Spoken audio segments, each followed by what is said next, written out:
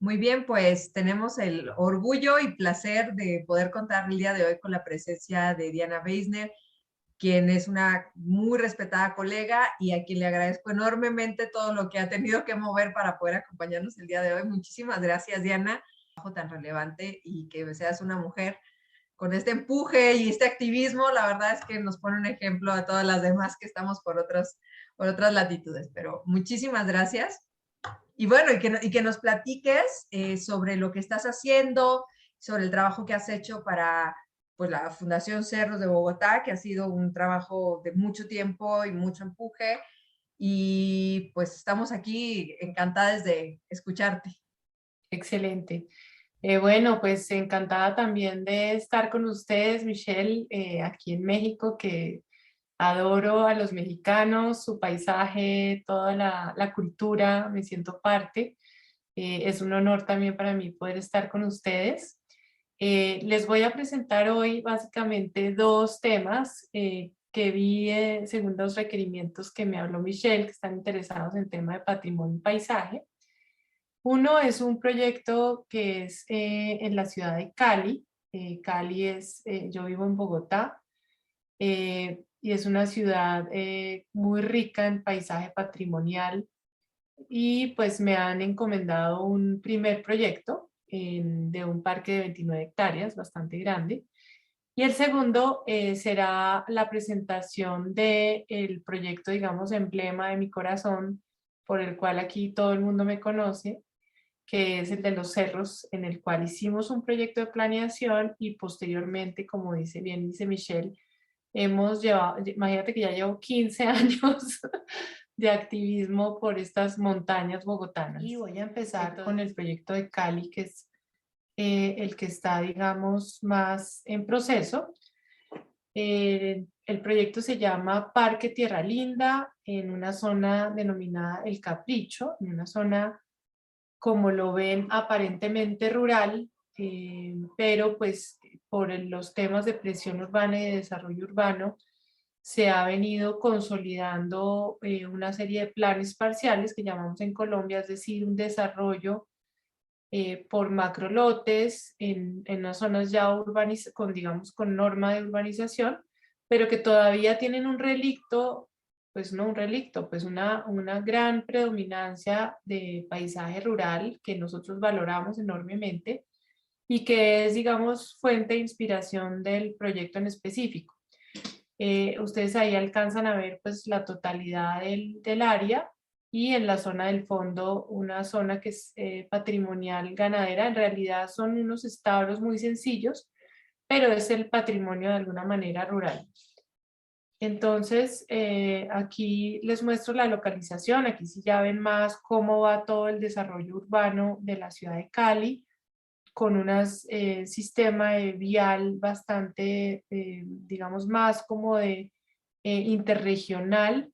Y pues todas las zonas, estas zonas que son tan complejas, que están pasando en muchas ciudades, en donde empiezan unos desarrollos entre lo que son fincas o casas de campo y ya desarrollos urbanos por la presión urbanística, pero también, digamos, la presencia de los ríos. Acá ustedes ven a la derecha el río Cauca y al fondo, pues los grandes farallones que son los ríos, zonas de cultivos y una mixtura de paisajes que es bastante compleja, pero que se juntan varios desarrolladores y varios urbanistas y van a desarrollar alrededor, pues, un plan de vivienda, usos mixtos, comercio, etcétera, y nos encomiendan a nosotros diseñar el parque.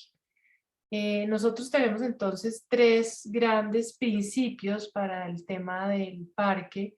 Por una parte es tener un paisaje o una imagen de paisaje que sea muy acorde con el lugar, con ese carácter rural, a pesar de que va a ser una zona en pocos años urbana, pues por otra parte, que haya una calidad espacial, una flexibilidad de usos, es decir, que distintos espacios puedan tener usos distintos, como digamos una zona de pradera puede ser usada para el fútbol o para elevar cometa, etcétera. y una experiencia de naturaleza, ya que tienen unos enormes árboles patrimoniales, el samán, las ceibas, el gualanday, árboles enormes que algunos de ustedes también conocen. Y por supuesto, pues además de estos árboles emblemáticos centenarios, resaltar lo que es la pradera como un paisaje patrimonial, a pesar de que siempre se piensa que el bosque es el paisaje patrimonial por excelencia, realmente en las praderas también hay una simbiosis de todo lo que pasa debajo del suelo, y del desarrollo, digamos, de la relación de ese ecosistema que tiene muchos tipos de pastos, gramíneas y que ha crecido y que se ha transformado con el tiempo, y también los guaduales que son emblemáticos de la zona. Del paisaje patrimonial, como les digo, es una arquitectura muy sencilla, más asociada al campo. Son estas caballerizas que, digamos, no es que digan que tengan un valor arquitectónico como tal, pero sí un valor histórico de la actividad cultural, del patrimonio como inmaterial de lo que sucede en todos estos procesos, y muchas huellas, digamos, como el reciclaje de los rieles del ferrocarril, elementos del paisaje como bebederos de ganado, que son fundamentales, pues mantenerlos e incluirlos dentro del gran plan. Entonces planteamos, dentro de este parque, que es un parque muy lineal, como ven ustedes, tiene una forma alargada y termina ensanchándose al final con dos afectaciones por líneas de alta tensión. Lo caracterizamos de acuerdo a sus vocaciones. En la primera zona, que tiene una zona de guaduales importante, lo llamamos el paisaje de guaduales. Luego, en donde va a tener dos áreas de equipamiento urbano, el paisaje del bosque urbano, la zona de las praderas, como para rememorar toda la zona ganadera, y por último, el paisaje agrícola, que es ese paisaje cultivado de caña de azúcar, digamos, de esta zona ganadera, de las huertas, en una comunidad que se llama, que lo buscamos que sea una comunidad vital.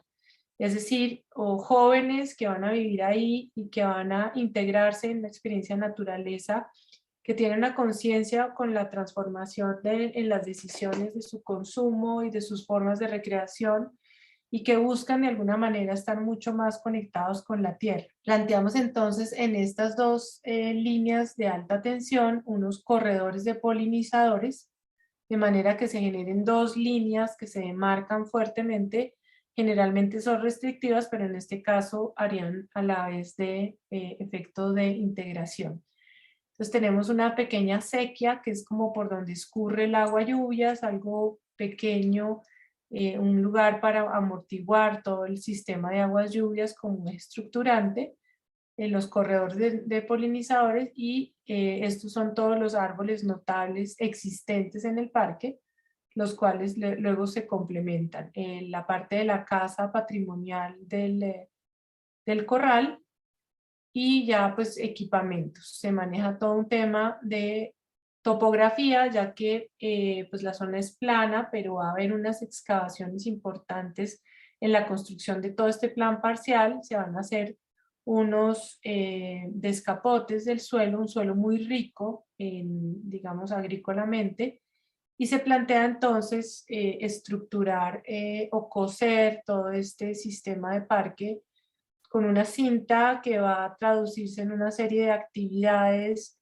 todas relacionadas con la naturaleza, con sistemas de recreación que unan a la familia, que tengan un contexto muy familiar, que haya juegos, mesas de ping pong, zonas de picnic, juegos para personas mayores, para niños, y siempre, digamos, articulados con la experiencia de la naturaleza.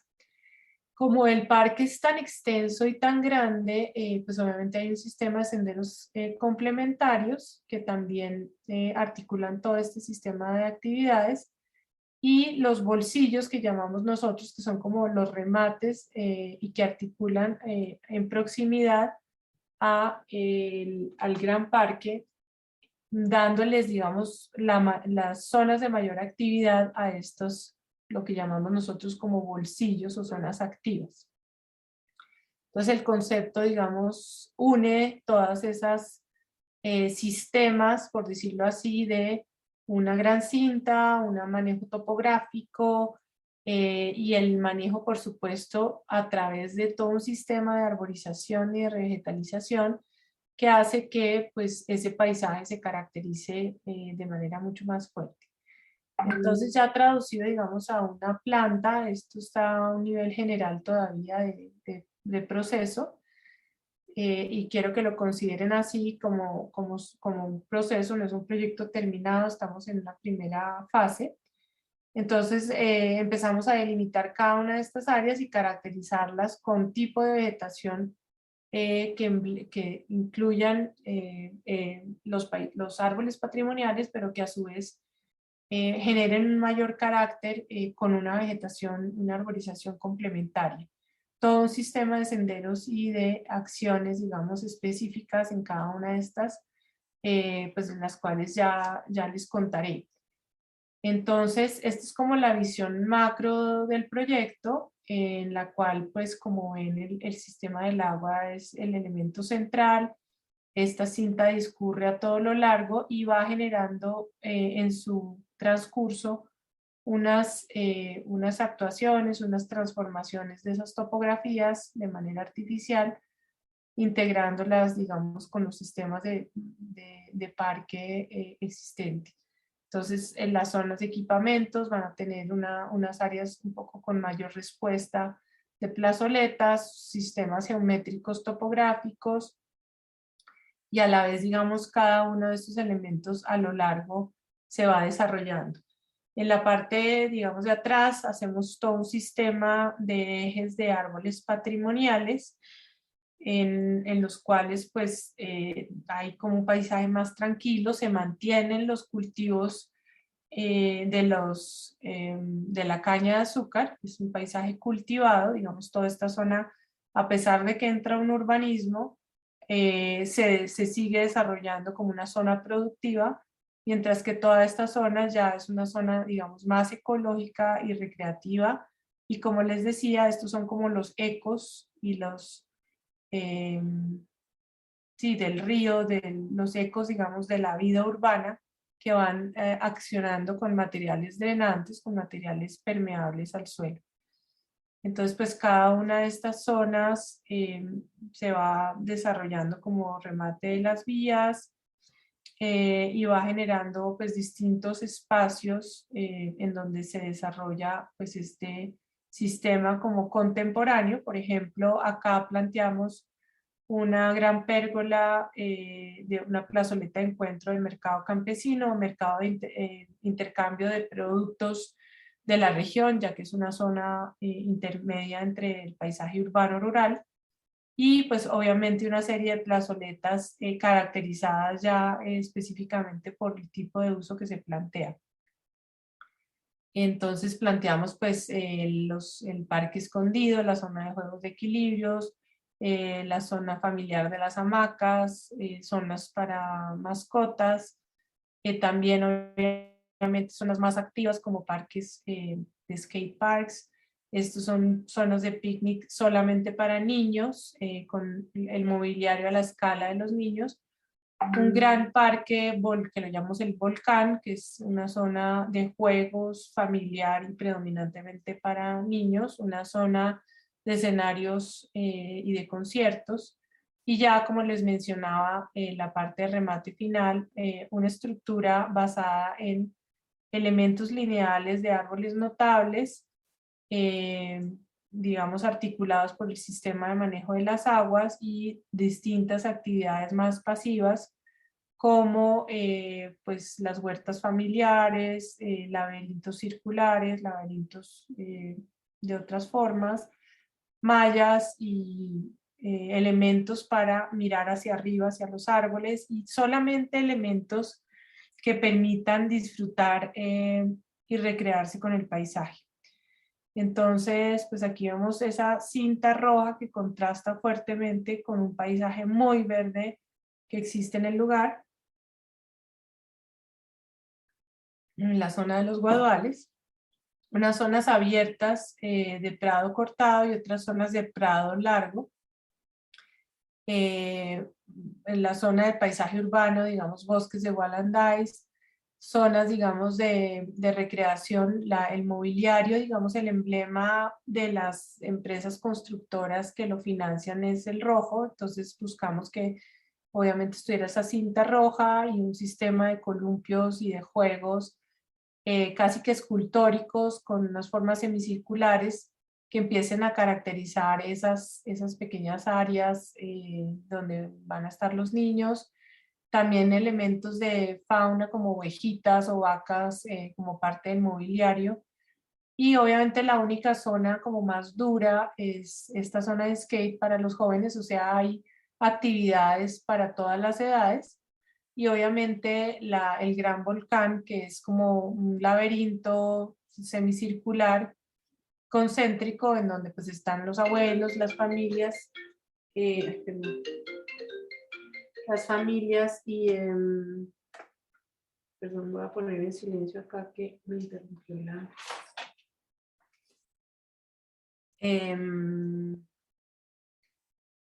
la zona, digamos, de mallas, de zonas para trepar y distintas actividades para la familia. En la zona, digamos, más agrícola, aquí pues falta representarlo bien. Estos son solamente imágenes del proceso de trabajo. Quise traerles también esto como un proceso de trabajo para que pues se vea cómo pues básicamente se van trabajando distintos temas muy no, estos no son imágenes definitivas, simplemente son formas de trabajar en 3 dimensiones y ver qué pasa, mirar cómo, por ejemplo, se puede representar el inicio, el final de esta cinta, que es parte ciclorruta y parte zona peatonal. Entonces, lo que es peatonal siempre está representado por las hojas de los árboles del bosque que se representan. Aquí, por ejemplo, los árboles están mal representados, están muy pequeños. Y obviamente unas zonas de cintas urbanas, zonas de manejo de terraplenes y taludes, y pues ya empezando a pensar cómo pueden ser el desarrollo pues, de esos elementos en los cuales debe haber un grafismo en el cual se muestre las prioridades de pasos peatonales cuando hay, digamos, una intersección, entonces se corta la ciclorruta y aparecen elementos como la hoja del guadual o la hoja del gualanday o del samán, de distintas, para generar pues toda una, digamos, como un urbanismo táctico que también se manejan las cebras y en distintas partes del urbanismo. Bueno, esto no sé por qué sale como tan pixelada, pero básicamente los materiales de los andenes son en ladrillo, con ese efecto, efectivamente 3 tipos de ladrillo que generan un pixel, como un degradé, como una onda de movimiento, y el manejo obviamente de drenajes de sistemas de drenaje sostenible para recoger todas las aguas lluvias y hacer, digamos, todo un manejo ecológico del manejo del planteamiento de las aguas. Aquí vemos algunas tipologías de andenes apenas preliminares como para hacer las consultas ante los funcionarios de planeación, pero pues porque aquí tenemos una reglamentación bastante juiciosa. Entonces a nivel de esto, que es la parte conceptual, pues hacemos unos diseños de alguna manera, planteamientos con cierto detalle para hacer las consultas y ya después proceder a todo el desarrollo del proyecto.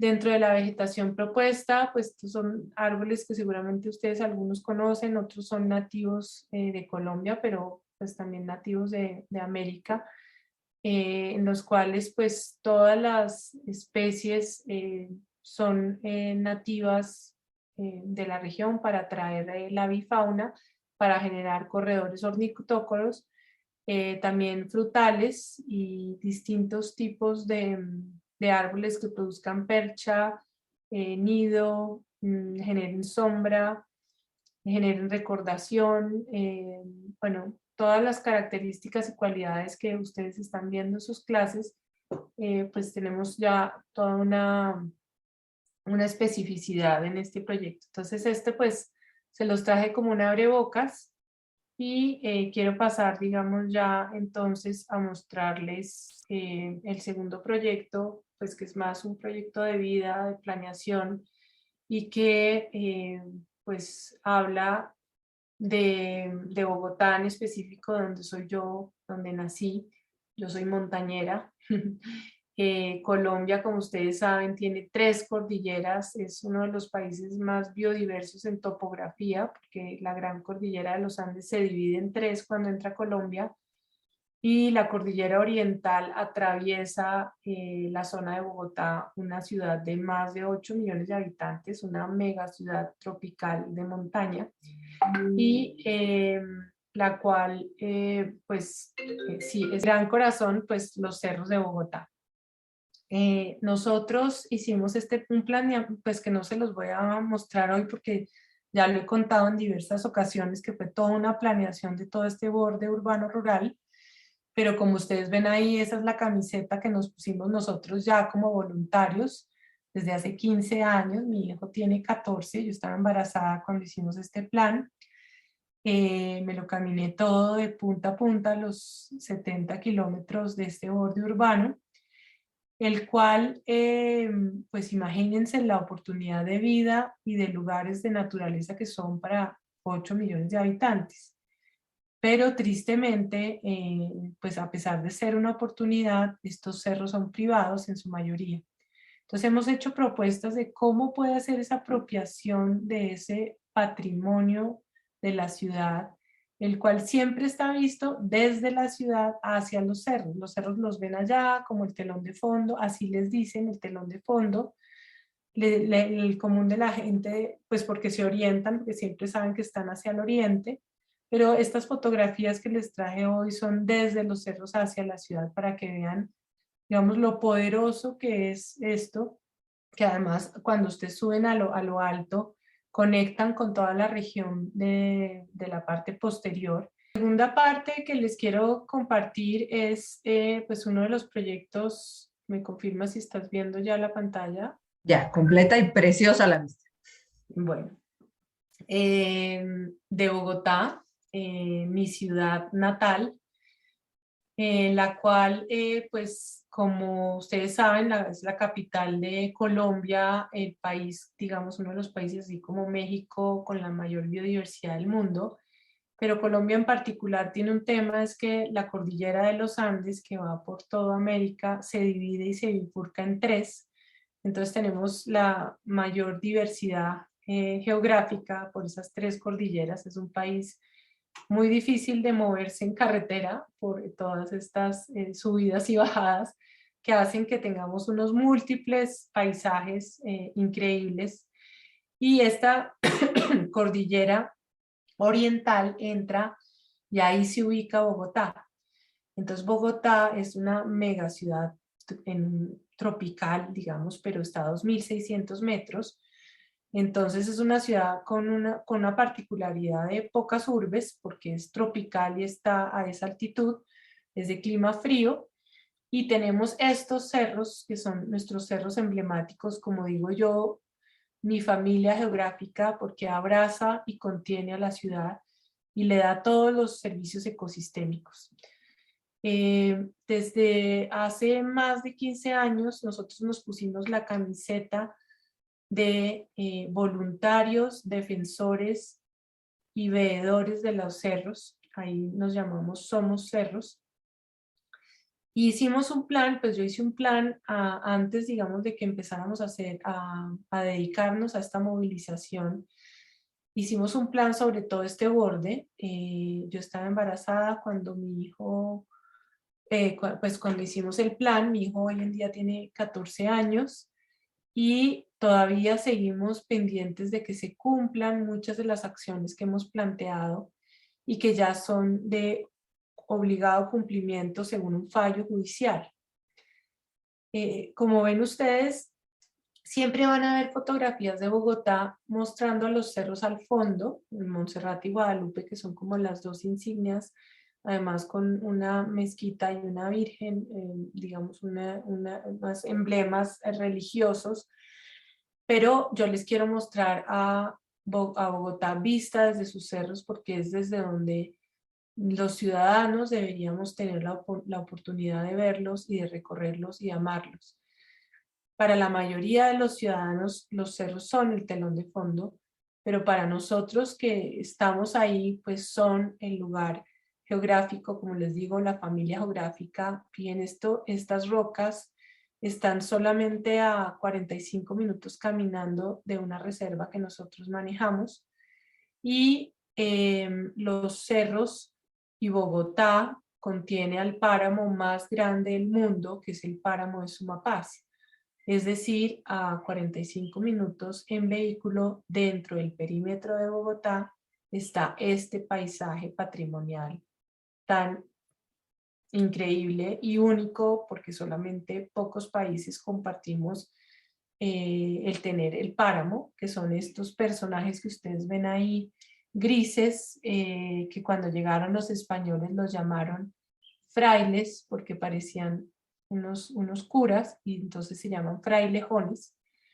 Y es, digamos, en estos lugares de agua que se llaman, digamos que algunos lo llaman charcos o los llaman zonas de laguna de páramo, son los sitios que mayor función tienen de captura de CO2, más que los bosques.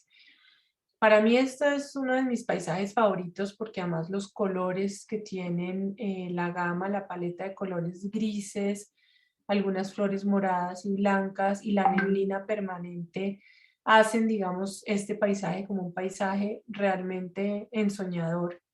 Y están, fíjense, pues ahí mirando a la ciudad, caminando, digamos, a pie de la ciudad.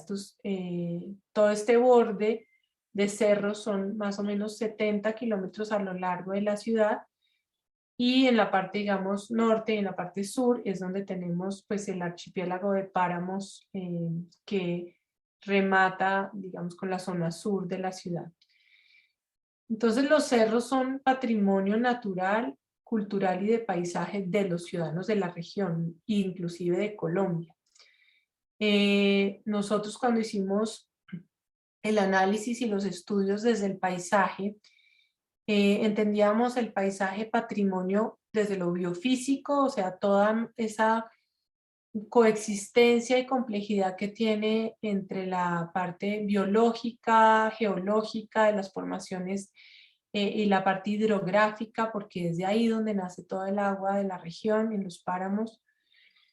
Lo cultural, porque hay una cantidad de emblemas y de símbolos que no solamente son los impuestos por los españoles, los elementos, digamos, religiosos, sino también hay árboles patrimoniales, hay rocas, que por ejemplo estas rocas que se llaman las Moyas, se llamaban las Moyas porque para la comunidad muisca era como el cerebro, fíjense que tiene una forma de cerebro, decían centros de pensamiento, y se iban allá a esos lugares a pensar y a idear el futuro de la región.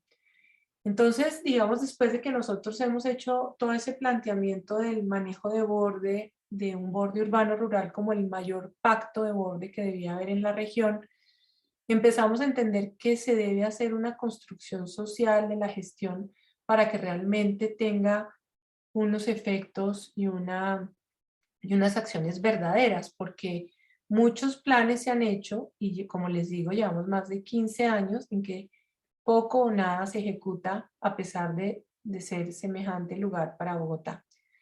Estos cerros pues están conectados con la sabana de Bogotá, que es la parte baja donde escurren todas estas aguas y se genera todo un sistema de humedales y de sistema hidrográfico.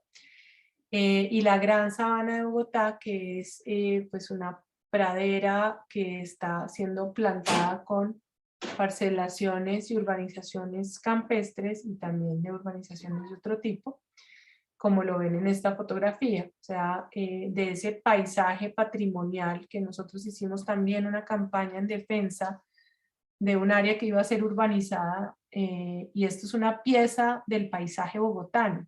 Es decir, siempre yo he insistido que se hable como el patrimonio de las piezas de paisaje bogotano. En la medida que esta sabana se urbanice, pues esta pieza, tal cual como está, ya pierde completamente su carácter patrimonial. Son los suelos más ricos, los terceros más ricos en Colombia, y los estamos sembrando de urbanizaciones. Y a la vez, pues por supuesto, la gente que está asociada con este paisaje agrícola, que son los campesinos que migran y que han cultivado ese territorio y que lo cuidan, y que lo protegen y que no han sido considerados, digamos, dentro de la planeación.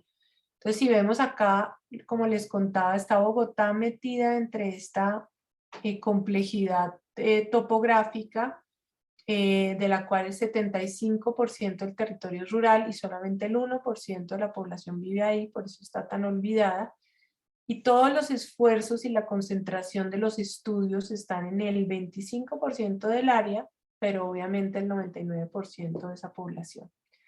Entonces los cerros han tenido distintas etapas. Antes de que llegaran los españoles, los cerros eran silvestres, ricos en agua, en escorrentías.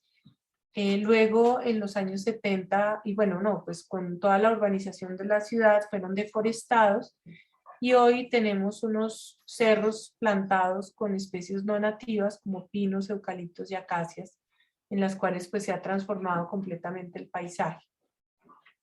Han habido más de 15 planes para los cerros, 3 en lo que se llama la franja límite entre la ciudad y la reserva, de los cuales yo he trabajado en los que están resaltados en negro, además de estudios históricos que hemos hecho, y pues hemos publicado también varios libros, Cerros de Bogotá, Los Caminos de los Cerros, pero lo que ha complejizado todo, y esta gráfica lo refleja, es toda la parte, digamos, de estabilidad jurídica y de falta de prioridad política. O sea, se han hecho planes, pues cuando yo hice ese plan fue premiado, publicado, en los periódicos salió como la mejor iniciativa desde de ambiental en medio siglo en beneficio a Bogotá.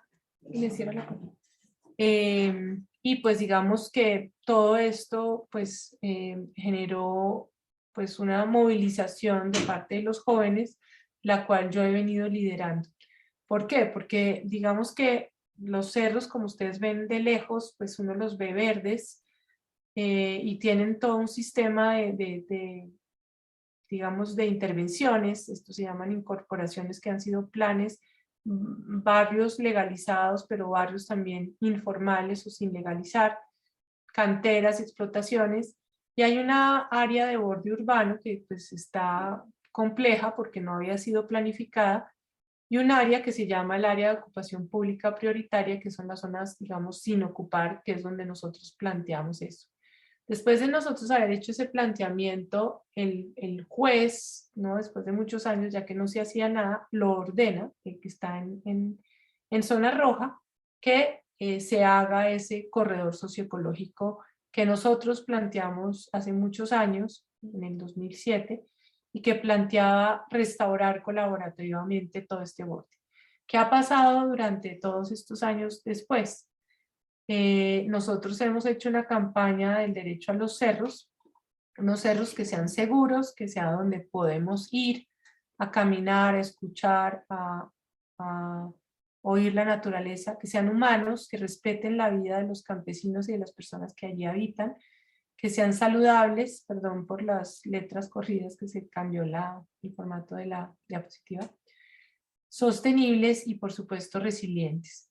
Entonces, planteamos, recogiendo muchas de nuestras propuestas, fortalecer ese corredor de uso público y de integración de procesos sociales en esa área límite como un gran pacto, o el más relevante pacto de borde de la ciudad. Es ahí como nosotros nos creamos como voluntarios, ciudadanos, nos vemos como articuladores entre las instituciones y la ciudadanía, y buscamos que sea una gobernanza que busque la complicidad entre lo público, lo académico, lo privado y lo ciudadano.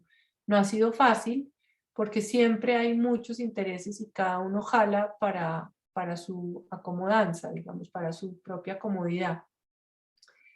Como ha sido tan compleja esa gobernanza, y me imagino que no es un tema que traten digamos, yo no les voy a hablar de diseño, sino más un tema de, digamos, de gestión.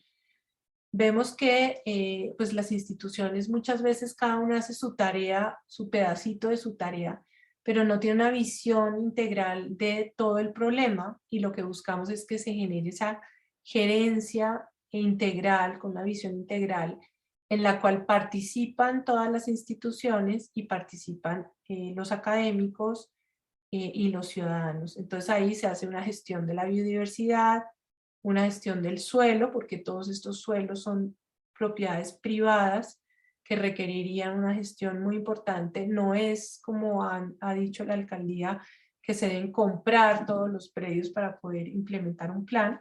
Nosotros hemos hecho, y ya se los voy a mostrar más adelante, una propuesta de cómo resolver esto. Una gestión del riesgo, porque por supuesto pues ahí había canteras, hay zonas de quebradas o de zonas de escorrentidas de agua que, no han sido, que han sido canalizadas y han sido alteradas. Y por supuesto una administración de guianza que incluya a las comunidades para que los ciudadanos puedan visitar y recorrer y disfrutar esos cerros de manera segura y tranquila, pero que todos esos planes y programas valoricen el patrimonio desde el nivel más pequeño, el inmaterial también, y obviamente el material. Entonces, esa estrategia pues era de control de crecimiento urbano. Este fue el estudio que yo entregué hace 15 años y sigue siendo vigente a hoy, increíblemente, pero planteamos que además esto pues se articule con todo un sistema de manejo de las aguas y la conectividad con el río Bogotá. Después, digamos, de todos estos estudios, nosotros dijimos, bueno, pues pongámonos en acción porque esto no puede ser posible que siga pues pasando. Y logramos que nos donen una reserva, un lugar. Esto es como está la reserva hoy, pero antes era una cantera. No, la nombramos Umbral Cultural Horizontes porque el terreno se llamaba Horizontes.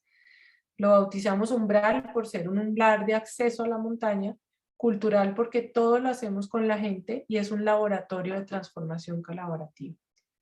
Esto era como lo que había antes de esta fotografía, una cantera llena de eucaliptos y de especies, digamos, invasoras.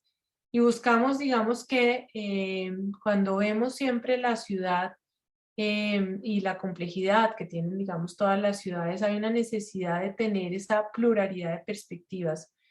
Y decidimos entonces crear este lugar, esta reserva, como un lugar de reflexión y de, digamos, contribución a generar un pensamiento crítico a los ciudadanos en las nuevas formas de conocer la ciudad. Entonces nosotros nos llamamos florestanios, que hacemos parte o habitantes de la floresta o del bosque, y como ven ustedes, no somos sino una parte más dentro de esa ecología, de esa complejidad. Somos personas de distintas profesiones, artistas, zapateros, biólogos, ecólogos, geógrafos, fotógrafos, y nos llamamos más como unos artesanos y unos experimentadores porque estamos aprendiendo en ese laboratorio de transformación. Entonces, ¿qué buscamos? Primero, entender cómo lograr el cuidado colaborativo por un bien común. Es decir, estos son los desafíos complejos en épocas de crisis ambiental para generar una mayor biodiversidad. ¿Cómo lograr motivar a la gente a cuidar? Porque una cosa es que tú vayas y seas voluntario un día, pero cuidar colaborativamente, es decir, generando sinergias, buenas energías, empatías, para que siempre esto siga y no sea, digamos, nosotros empujándolo permanentemente, aunque pues digamos que así ha sido porque pues, los voluntariados en Latinoamérica son muy distintos. Pero para eso entonces, ¿qué buscamos? Cultivar empatía, generar buena onda en todos esos procesos que estamos haciendo. Y a pesar de que esos lugares son retadores, como ustedes los ven ahí, que era una zona de cantera en la cual teníamos que hacer esa restauración y transformación de esos eucaliptos, y también de comunidades retadoras, porque no siempre las comunidades son fáciles. Nosotros estamos en una zona de estratos altos, pero a pesar de ser estratos altos, son más retadoras aún porque no quieren generar comunidad. Cada uno tiene un pensamiento individual y solamente hasta donde hemos podido, muy pocos se han integrado, digamos, dentro de ese proceso de restauración, a pesar de estar vecinos a prácticamente un paraíso. Y crear un laboratorio de restauración y un centro de pensamiento. Entonces este es como el letrero de la entrada, es un letrero en piedra que está tallada el perfil de los cerros, y vemos, digamos, que en las estadísticas que nos traen los últimos años, después de lo que ha pasado con toda esta época de encierro, los jóvenes tienen muchísima ansiedad, muy pocos eh, se quieren tener hijos, no se quieren casar, muchos pues tienen dudas y una gran ansiedad sobre los temas de cambio climático que afectan su vida cotidiana. No sé si es algo que les pase a ustedes, pero lo que nosotros estamos tratando y que yo represento es una cantidad de jóvenes que quieren el cambio, que queremos ser facilitadores de diálogos entre la sociedad civil y el gobierno. Y después de todo este periodo que vivimos tan terribles todos a nivel global conectados, nos dimos cuenta que la naturaleza estaba ahí y que en vez de nosotros salvar a los cerros nos salvaban. Hicimos una campaña que empezó desde el 2020 y empezamos una presión muy fuerte a la alcaldía y al gobierno para cumplir el fallo del Consejo de Estado que decía que debían devolverle a los ciudadanos esa área de uso público. Hablamos entonces que los cerros son un proyecto socioecológico impostergable, pero ya estamos en el 2022, llevamos ya 2 años y medio desde esa campaña, dentro de los 15 años que estamos trabajando. Por tanto, es bien difícil porque cambian los gobiernos y las prioridades políticas también son otras. Entonces, hemos hecho con los ciudadanos dibujos, identificando cada uno de esos lugares, haciendo acuarelas de todo ese perfil en los museos, en el Museo de Bogotá. Esta exposición fue llevada a París. Hicimos campañas que decíamos, ¿qué pasa si Bogotá no tuviera los cerros? Imagínense a Bogotá sin sus cerros. Entonces la gente en las entrevistas nos decía, entraría una gran ventisca desde los cerros orientales, desde los llanos orientales, no tendríamos, pues por supuesto se nos iría como el alma de lo que nos da vida permanentemente. A pesar de eso, pues seguimos trabajando paralelamente a las campañas, hablando mucho del suelo, el suelo como uno de los paisajes más olvidados, pero más importantes dentro del proceso de la restauración, porque es allí donde se dan todas esas intercambios entre moléculas, microorganismos, interacciones dinámicas. Y hablamos que en Bogotá, pues más de 2.100 millones de toneladas de desecho, perdón, se producen a nivel mundial, y nosotros teníamos que empezar con esas 500 hectáreas de borde de los cerros para restaurarlos, porque son unos suelos que con esas transformaciones han sido modificados. Nosotros empezamos a hacer lo propio en nuestra reserva mediante un compostaje de manera colaborativa que se llama la paca digestora Silva, que es esto que ustedes ven ahí. Las personas llevan sus residuos y generan esa transformación de los residuos. Ahora les muestro un videito pequeño. Hacemos también acciones de arte y naturaleza con campañas como Dona tus flores marchitas, y mostrar que pues la descomposición hace parte de un proceso natural, digno, y que produce, digamos, unas relaciones fundamentales para la generación de la vida. Dentro de esa restauración colaborativa buscamos fortalecer la vecindad y crear, digamos, a través de huertas y agricultura urbana, pues todas esas conexiones con los vecinos, con la gente de Bogotá, y vemos que semanalmente pues vienen personas de todas las localidades a nuestros talleres, buscando pues invitarlos a la adopción de especies nativas, llevándosela para que la adopten en su casa y las vuelvan a sembrar en la reserva, y llamando unidades de vida, no con la promoción de siembra un árbol, porque tenemos muy implantado que es siembra un árbol, escribe un libro y ten un hijo, y realmente en la restauración es más importante la unidad de vida, que quiere decir la familia de especies herbáceas, arbustivas y arbóreas. Para eso hicimos una campaña en el 2021, el año pasado, una vaqui para crear un vivero, lo llamábamos el vivero ciudadano más biodiverso. Lo logramos, lo inauguramos el año pasado. Es decir, que no importa la cantidad, sino la diversidad. Y nuestra meta es llegar a 400 especies distintas de los cerros, de las cuales en los viveros comerciales solo se producen 15.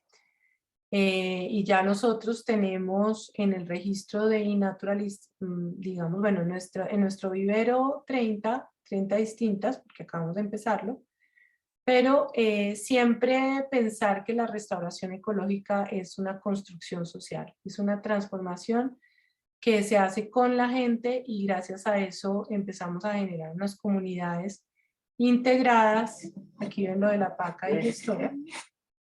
Básicamente es, echan los residuos en este molde, luego se hace como una especie de lasaña con ramas y con hojas del bosque para hacer la acción que hace el bosque, y por supuesto generar pues todo este proceso de restauración con la gente, involucrándola casi que emocionalmente. Tenemos el jardín de la memoria, todas las áreas tienen nombres, y semanalmente hacemos talleres de ciencia ciudadana y lo que llamamos la cátedra Cerros. Aquí estábamos en una clase de geología y pues hacemos también, inauguramos un hotel de abejas solitarias también el año pasado, en el cual hacemos observación. Hoy en día el hotel está habitado por una cantidad de insectos, entonces tenemos estudiantes de biología haciendo seguimiento a lo que sucede allí.